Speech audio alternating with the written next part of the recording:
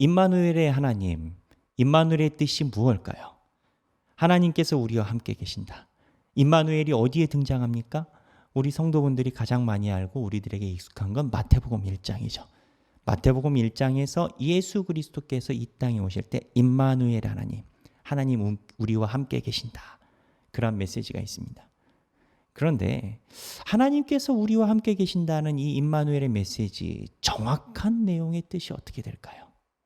우리는 예수 그리스도께서 우리와 함께 계신다 할 때 잠재적으로 아마도 많은 분들은 하나님께서 우리의 마음을 위로해 주시고 내가 힘드니까 내 삶을 도와주시고 내가 눈물을 닦을 때, 내가 눈물을 흘릴 때 함께 해주시고 이러한 상징을 상상하곤 할 겁니다.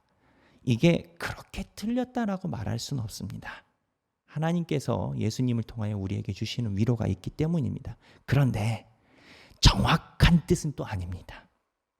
우리가 수없이 많은 성탄절 때 임마누엘, 임마누엘라고 찬양을 부르지만 이 임마누엘의 뜻에 대해서 정확히 이해를 하고 하나님께 찬양을 드리는지는 한번 되돌아볼 필요가 있습니다. 이 임마누엘이라는 이 단어가 이사야서에서 처음으로 등장합니다.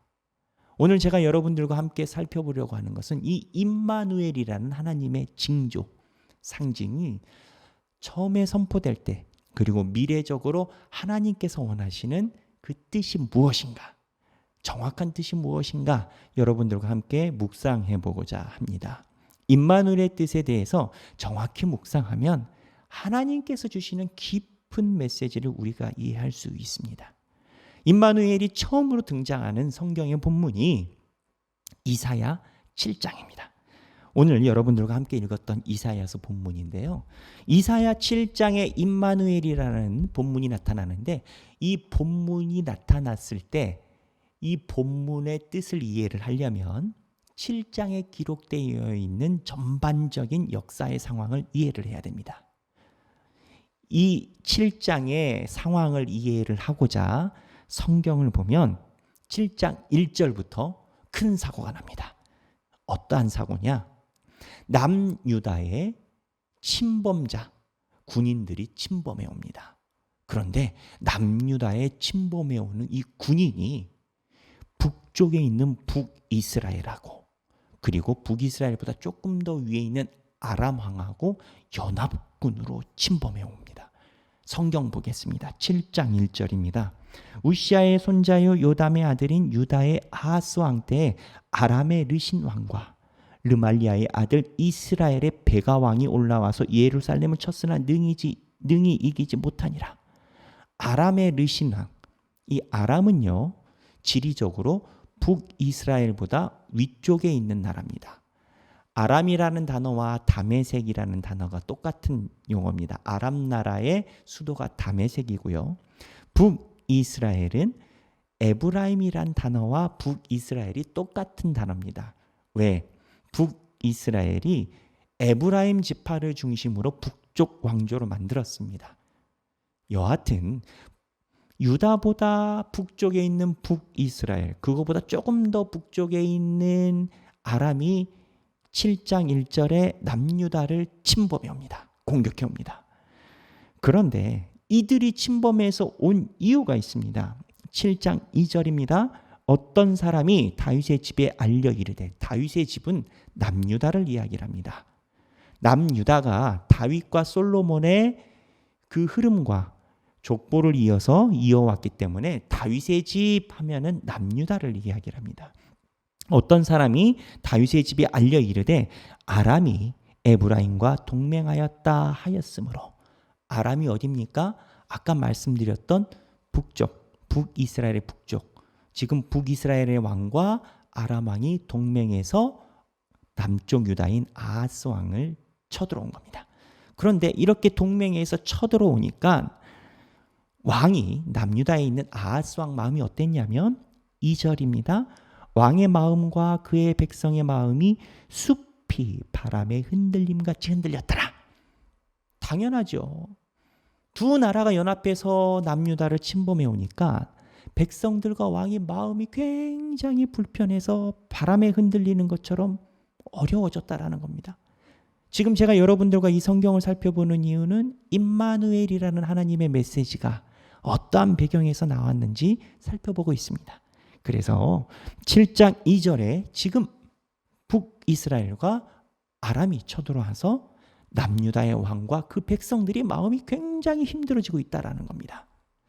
그때 이사야가 나타납니다. 이사야가 나타나서 남유다인 왕인 아하스에게 이야기를 합니다. 뭐라고 이야기를 하느냐? 그에게 이르기를 너는 삼가며 조용하라. 르신과 아람과 르말리아의 아들이 심히 노할지라도 이들은 연기나는 두 부직갱이 그루터기에 불과하니 두려워하지 말고 낙심하지 마라. 하나님이 북이스라엘과 아람이 쳐들어올 때 흔들리지 말고 나를 바라보고 그리고 마음을 잘 정돈해라. 하나님을 의지해라. 이 메시지를 주시는 겁니다. 그러면서 8절에 이 하나님만 바라보면 일이 잘 될 것이다 라는 내용으로 미래 내용까지 알려주십니다. 8절에 대저 아람의 머리는 다메섹이요 다메섹의 머리는 르신이며 65년 내에 에브라임이 패망하여, 에브라임이 어디죠? 북이스라엘입니다. 65년 안에 북이스라엘이 패망하여 다시는 나라를 이루지 못할 것이며 하나님이 모든 계획을 다 알려주십니다. 그러면서 나를 바라보라는 겁니다. 9절에 에브라임의 머리는 사마리아요. 사마리아가 어디입니까? 북이스라엘의 수도입니다. 그러니까 사마리아, 에브라임, 북이스라엘 똑같은 단어입니다. 사마리아의 머리는 르말리아의 아들이니라. 사마리아, 북이스라엘의 왕을 이야기를 하는 겁니다. 지금 침범해온 왕. 만일 너희가 굳게 믿지 아니하면 너희는 굳게 서지 못하리라 하시니라. 하나님이 지금 불안해하는 남유다 왕 아하스와 백성들에게 걱정하지 마라 라고 이야기를 하고 9절에 너희들이 내가 걱정하지 마라 라고 하는 것을 굳게 믿지 아니하면 서지 못하리라 라고 이야기를 합니다. 이 단어가 나오기 전까지만 해도 하나님의 위로만 끝날 수 있습니다. 그런데 굳게 서지 못하면 너희가 굳게 서지 못하리라. 너희가 굳게 믿지 않으면 굳게 서지 못하리라. 이 메시지는요, 굉장히 위험한 메시지일 수 있습니다. 하나님께서 내가 북이스라엘과 아람을 해결할 테니까 내가 해결하는 것에 대해서 너희가 믿어라. 못 믿으면 너희들도 굳게 서지 못하리라 라고 이야기를 해주신 겁니다. 이 내용을 왜 이야기를 하셨을까요? 역사적으로 보면요, 북이스라엘하고 아람이 연합해서 남유다를 공격한 이유가 있습니다. 그리 간단하지 않습니다. 그 이유는 북이스라엘 위쪽에 있는 거대 강대국인 아수르 때문이었습니다. 이 아수르 거대 강대국이 굉장히 힘이 강해서 모든 나라들을 다 쓸어서 없애고 속국으로 만드는 강력한 힘을 가지고 있었습니다. 근데 이 아수르에서 가장 가까운 게 아람이고요.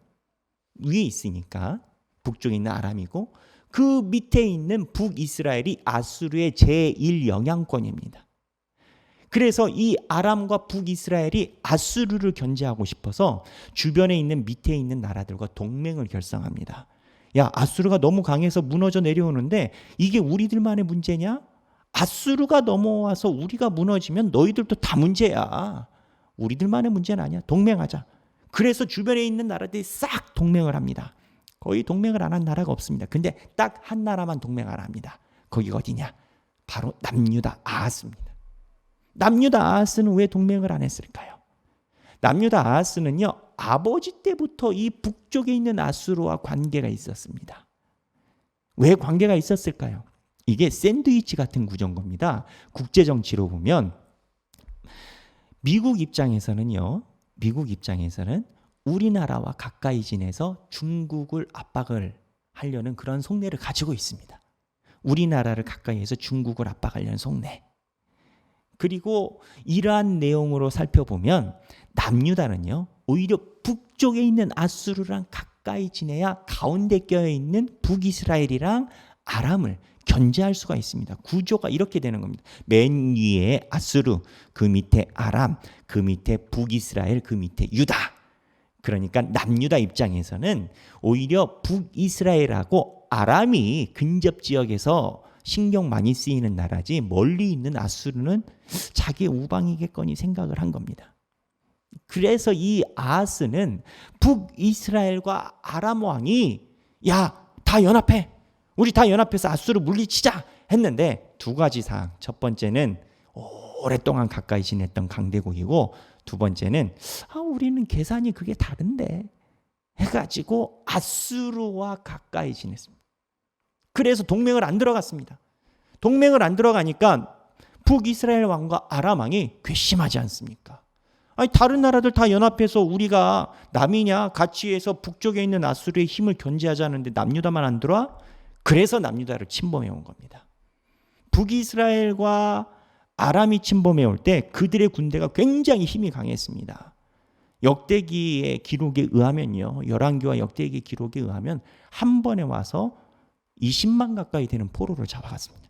굉장한 전투력을 가지고 내려온 겁니다. 그때 아하스가 아수르를 의지해서 하나님보다는 아수르를 의지해서 정책을 펼치고 있었습니다.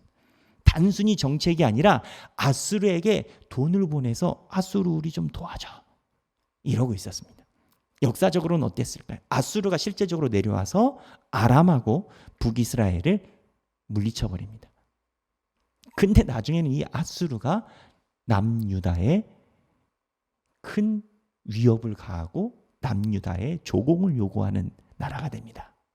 여하튼 이 남유다 아하스 왕 입장에서는 북쪽에서 침범이 있으니까 더 북쪽에 있는 아수르랑 연합을 하고 싶은데 이러한 전체적인 정치 구도에서 아하스 왕은 지혜롭다 생각한 아수르와 손을 잡은 겁니다. 이러한 상황에서 이사야가 나타난 겁니다. 이사야가 나타나서 뭐라고 얘기를 했냐면 아수르와 손잡고 있지 마라. 하나님을 의지해라. 하나님이 알아서 정리하신다. 남유다는 하나님의 백성이다. 하나님이 정리하신다. 그런데 아하스가 하나님을 의지하는 척하지만 아수르에게 돈도 보내고 아수르에게 더 잘 보이려고 이렇게 정치적으로 왔다 갔다 합니다.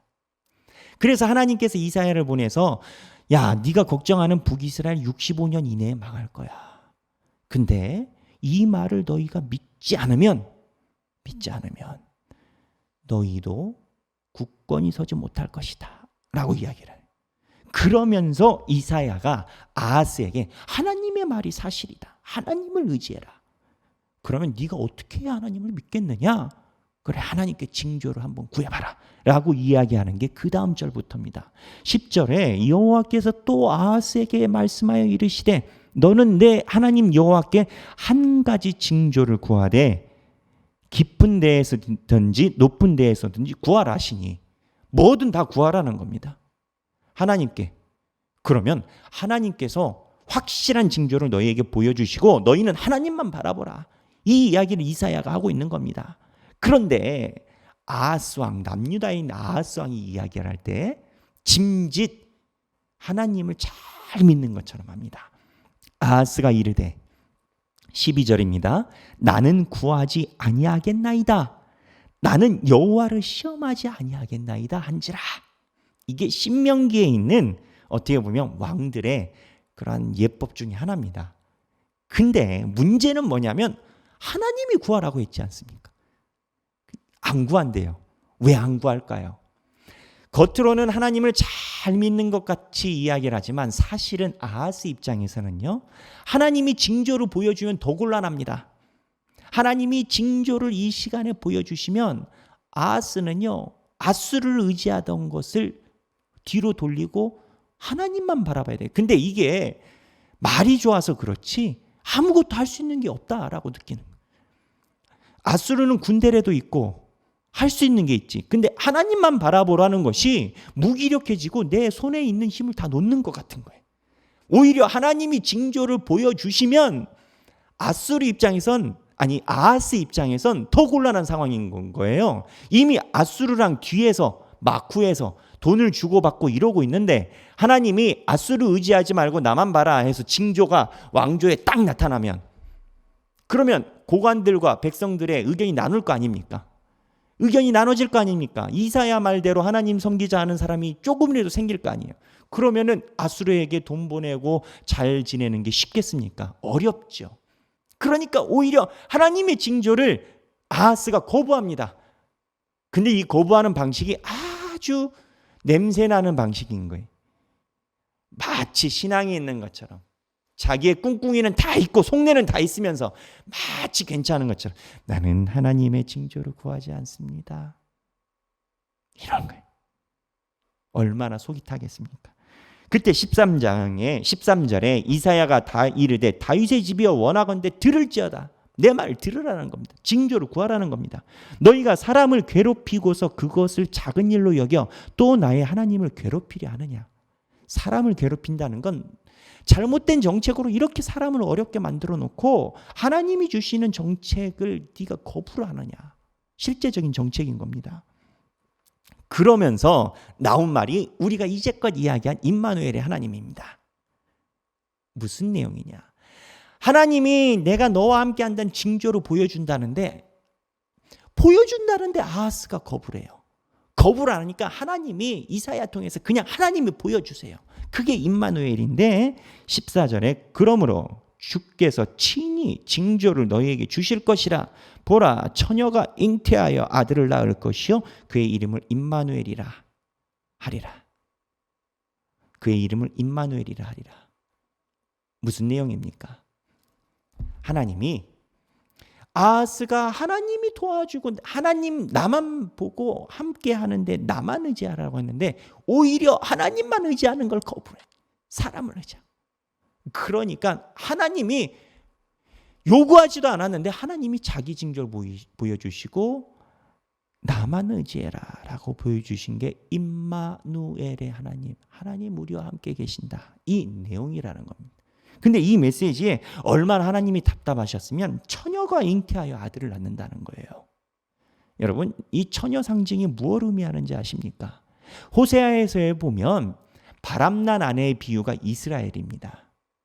그러니까 하나님의 배우자가 이스라엘입니다.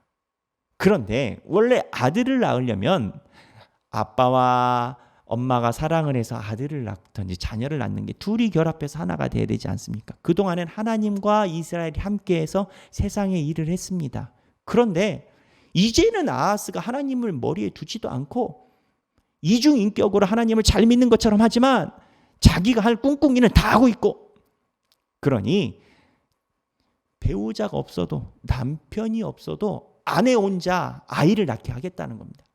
하나님이 전적으로 이스라엘 너의 도움 하나도 없이 전적인 내 선택과 내 주권으로 내가 아이를 낳아서 너희와 함께 하겠다는 겁니다.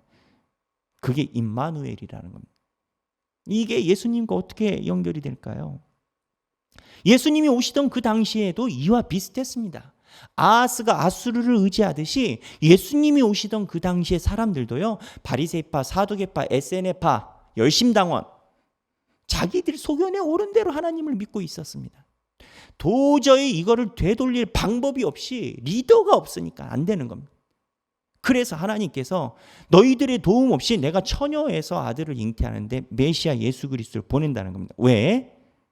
아하스 왕처럼 말 안 듣는 리더가 아니라, 목자가 아니라, 내게 당파처럼 하나님 말 안 듣는 그런 목자들이 아니라 하나님과 함께하는 목자를 너한테 줄 것이니 그게 예수님이 되는 겁니다.